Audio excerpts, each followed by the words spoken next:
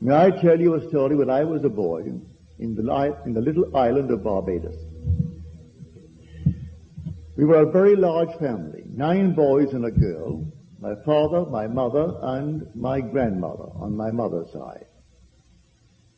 And we had the usual thing you have in the islands. It's a tropical island. We had ducks, we had chickens, we had sheep and goats and cows for the milk. Because there was no dairy when I was a boy. You either had a cow or you had no milk. Or you had a goat or you had no milk. Unless a neighbor had more than they could use, and then they gave it to you. But we had a few cows, and we had the usual thing like a farm. When my mother decided that, say, 2 weeks from today, we were going to have ducks for dinner, she would say to one of the boys, any one of them, would say to me, Neville, take a few ducks and put them away.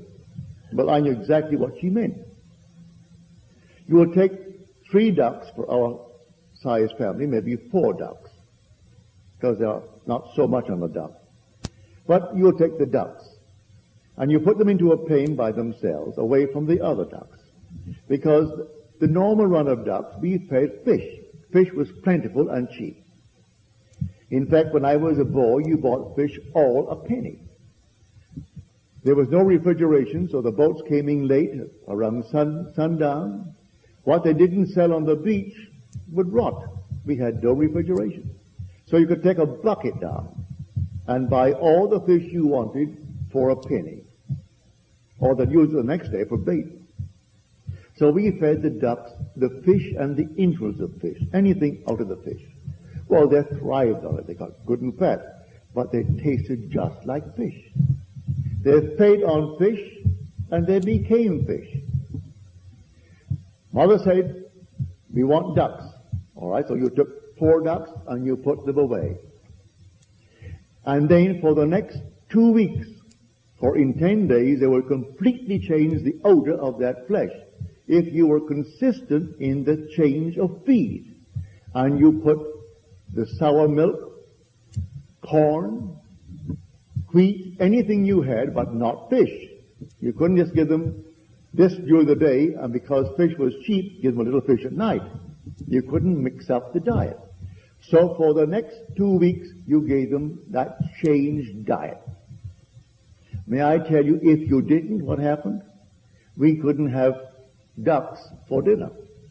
If I made the mistake, when Mother said to me, I want ducks in 2 weeks, and I didn't obey her order, when I finally discovered my mistake and did it, say, a week later, well, a week was not enough. So I didn't want to confess my mistake, but the oven confessed it. And so the heads were chopped off, and the ducks were all plucked and prepared, and then all of a sudden, all over the neighborhood, the Goddards were having fish for Sunday. Because you couldn't eat it.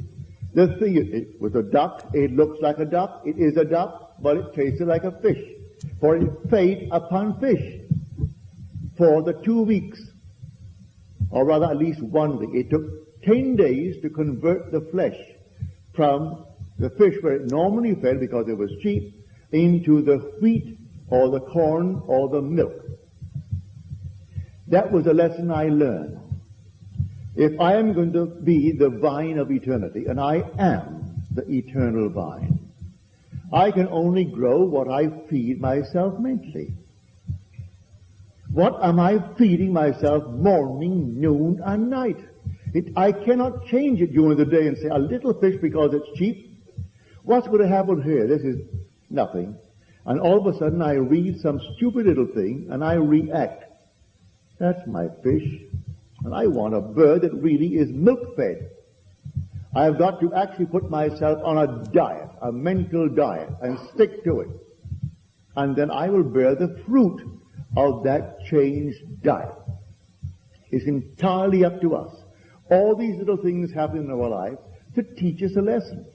Who would have thought when I was a boy, when Mother said to me, we'll have ducks in 2 weeks, and you put the ducks away, that I would have learned the most fantastic lesson. I didn't learn it then. Many a time I made the mistake. And so we had to settle for something else we had in the house. No matter what it was, couldn't have ducks. You couldn't eat it. You looked at it, and nothing is more displeasing than to look at a duck and eat fish. And I love fish. But let it look like a fish. But don't look like a duck, and I'm eating fish. Well, that is man's being. I am the vine of eternity. And you say within yourself, I am the true vine, and my Father is the vine dresser. Every branch in me that bears no fruit, he takes away.